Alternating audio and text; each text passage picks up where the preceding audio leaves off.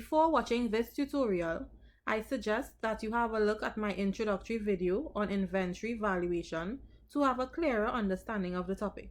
The introductory video would be linked in the description box below. Now let's work this question using the FIFO method.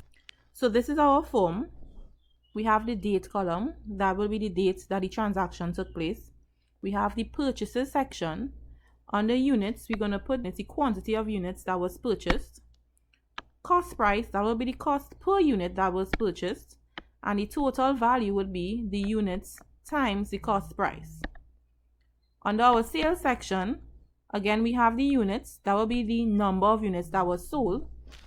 We have the selling price, which would have been the selling price per unit. And our total value, which would be the units times the selling price. Under the balance, this would be our inventory that we have on hand after we've purchased or after we've sold some of our inventory. So this will be the units, the number of units that we have on hand. This will be the cost price per unit that we actually have on hand.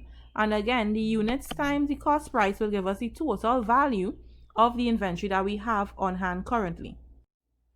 So our question begins on the 1st of January 2016 with beginning inventory, 100 units at a cost price of $20 per unit. Now, this simply means that our last accounting period, we would have closed off with 100 units at $20 per unit. So the ending inventory of the previous period would be our beginning inventory for the current period. So we're going to fill out our form. On the 1st of January 2016, the balance that we have on hand, which is our beginning inventory, stands at 100 units with a cost price of $20 per unit, and that's going to give us $2,000 in total. On the 17th of January, so again we go to our date column, 17th of January 2016, we purchased 200 units. So in our purchases section, we purchased 200 units at a unit cost price of $22, which gave us a total value of $4,400. Now that we have purchased 200 units, our new balance is going to be 100 units at $20 per unit, which gave us a total value of $2,000. And we now have 200 units with a unit price of $22 per unit and a total value of $4,400. So now this section here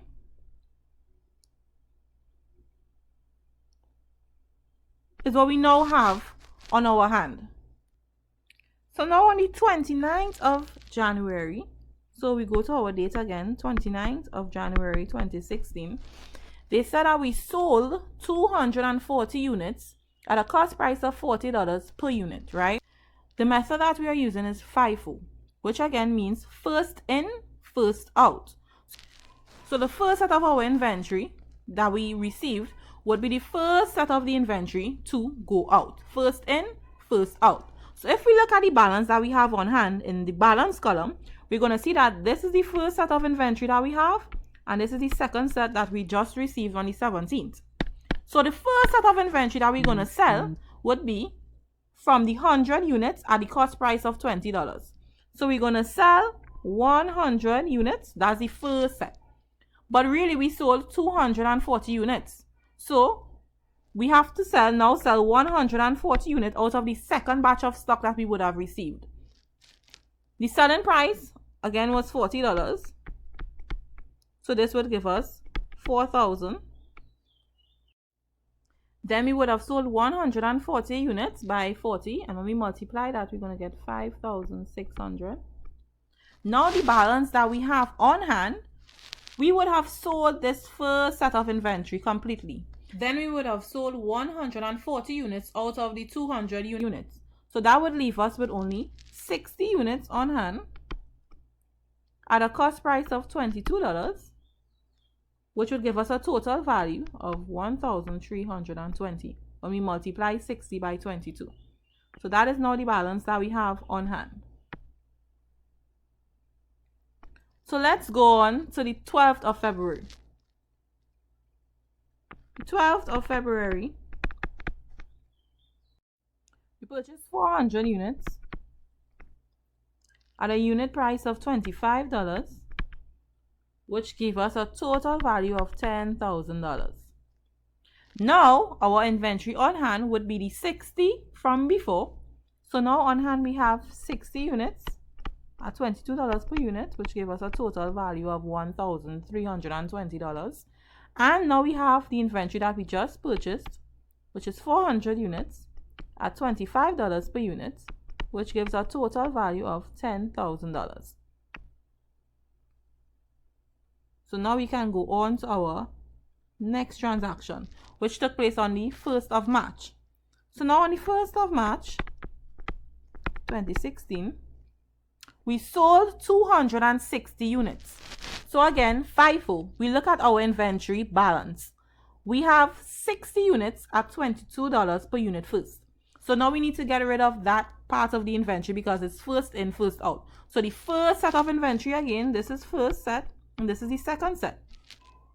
So we're going to take from the first set firstly. So we're going to issue 60 units at a sale price of $42 per unit. Then we're going to issue 200 units out of the 400 here.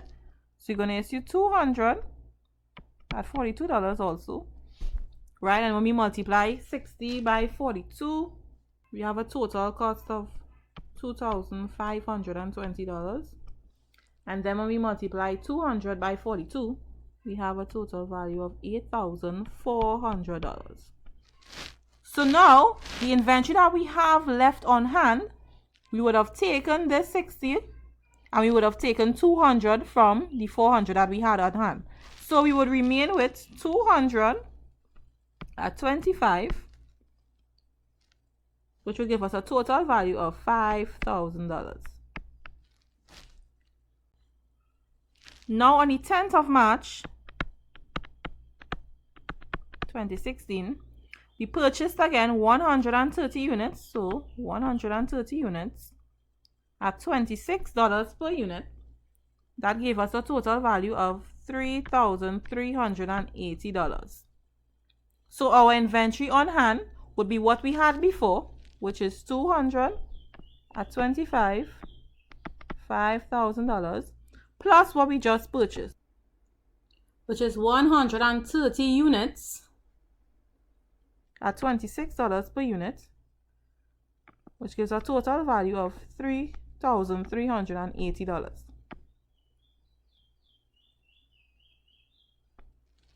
And our last transaction took place on the 31st of March 2016, where we sold 250 units. Again, we have to sell first in, first out. So the first set that we're going to sell is 200 units, and then we're going to sell the balance of 50.